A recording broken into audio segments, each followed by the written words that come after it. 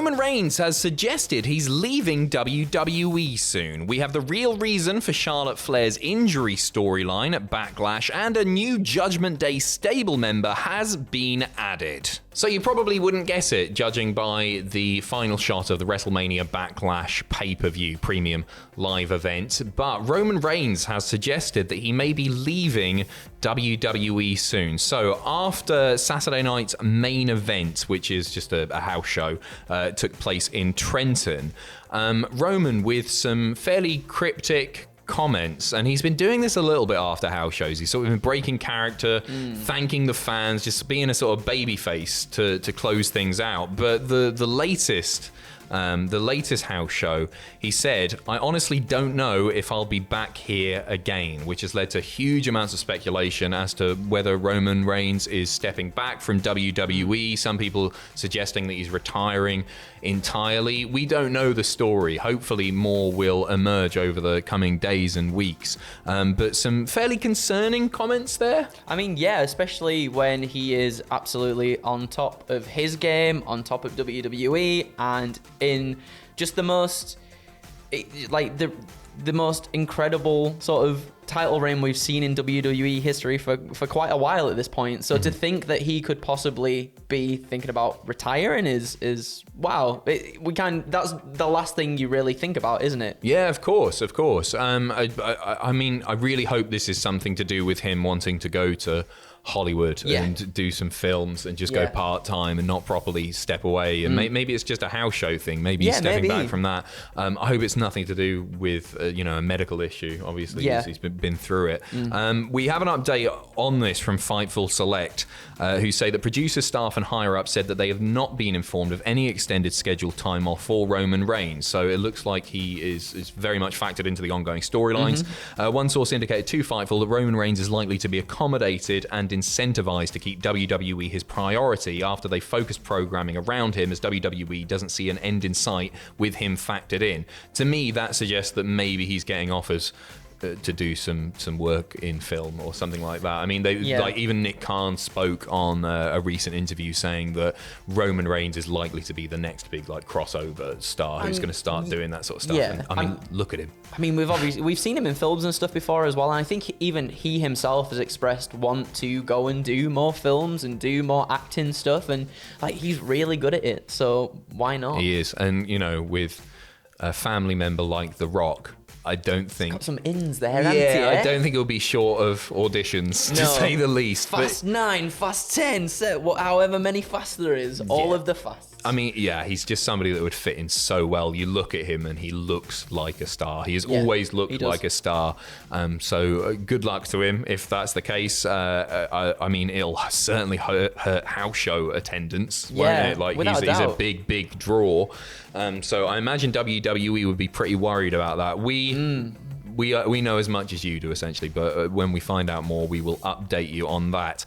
Backlash has just finished. Yes. It's been a surprisingly good night of pro wrestling action. It was better than it had any right to be. We were kind of saying this, weren't we, that when we go into a WWE pay-per-view, that's kind of there's not much sort of excitement or too much build around it. This is Backlash, after all. It's literally just the Backlash from WrestleMania, hence the name of the pay-per-view, and you don't really expect too much, do you? Just kind of rematches, but this was much better than it had any right to be, I think. Totally. Really, there wasn't a bad match on the show. No. A few people are a little bit unhappy with some of the finishes, but largely I thought it was a really enjoyable event. It flew by. It only lasted the main portion of the card. No pre-show matches, yet again, and annoyingly.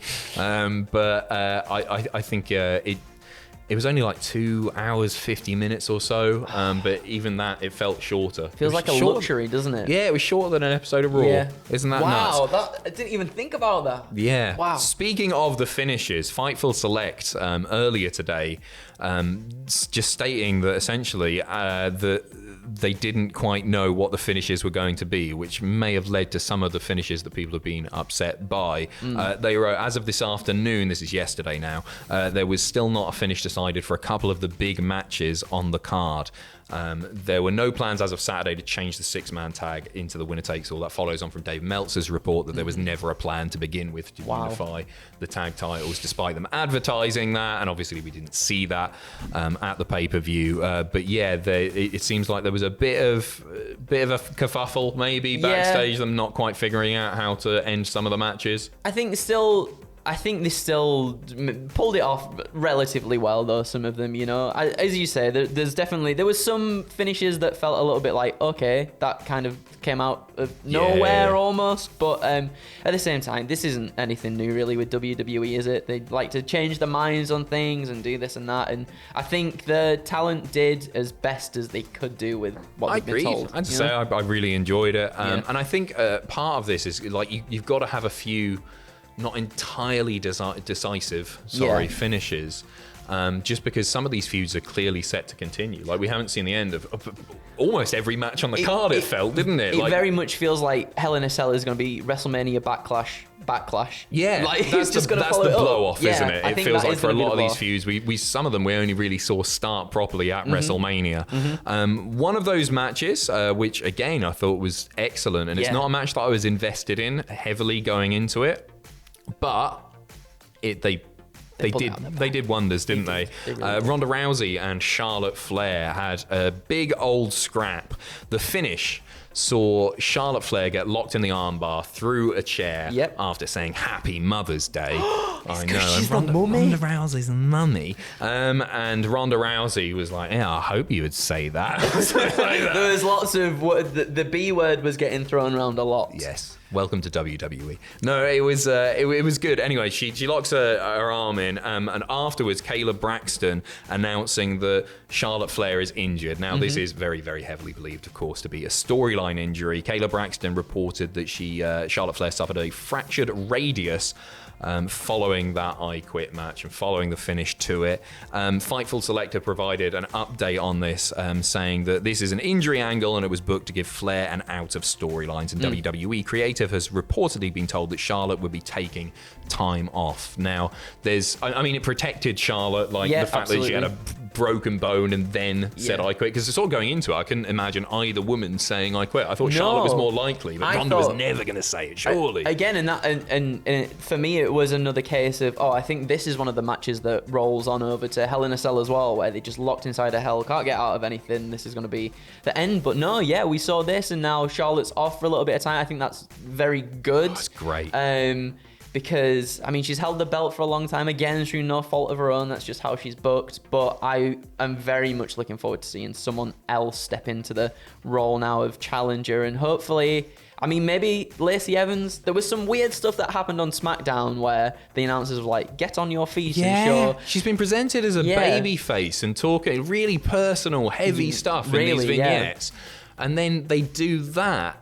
I thought, man, she's probably going to be quite over as a babyface, given everything that's been said. So why would you backtrack on that? Confusing. Maybe it was confusing. We'll see how that plays out. It's great that Charlotte's taking time off. You're completely right in that other people deserve a bit of a go now. And Charlotte, she can disappear for a few months, and that's totally fine. And maybe something new for her when she gets back. She'll more than likely just be inserted into one of the title pictures. But whatever. Maybe, I don't know. Maybe she wants some time off to spend some time with Andrade. Maybe get married. I don't know. Yeah. All speculation. And finally, a new Judgment Day stable member was added. Following a really, really decent match, AJ Styles and Edge going very much at it. Damian Priest comes out. He doesn't cross the boundary. He's not at ringside because he's there. Then little, big, girthy Finn Balor runs down, attacks him from behind. Actually, he entered ringside. They get into the ring. Should have been in DQ. the ring. Should have been DQ. Doesn't matter. Anyway, following the distraction, a hooded figure attacking Styles, allowing Edge to lock in a crossface. Styles passing out. They protected him there. Yeah, they did. All good stuff. And then that hooded figure enters the ring, and it is revealed to be none other than Rhea Ripley. Oh, I thought you were going to do a big stomp then.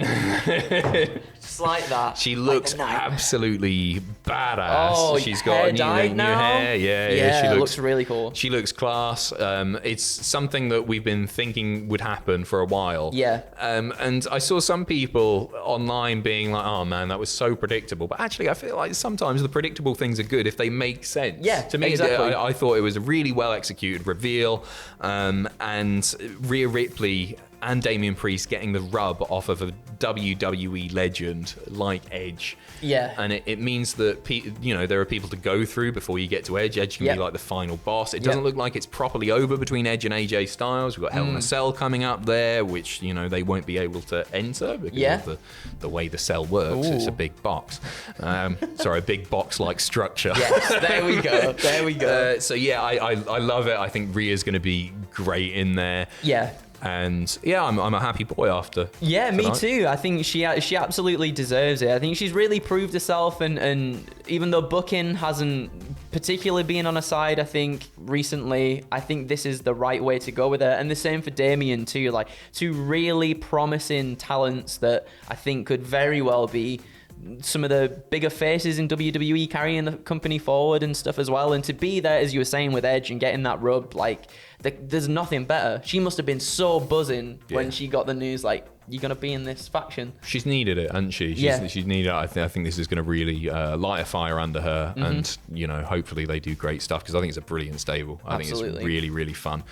So that's it. I am absolutely exhausted. Yeah, we're going to do another news video and then we're off to Betty Buys. Yay! But thank you very much for watching. All the best. Take care of yourselves. In a bit.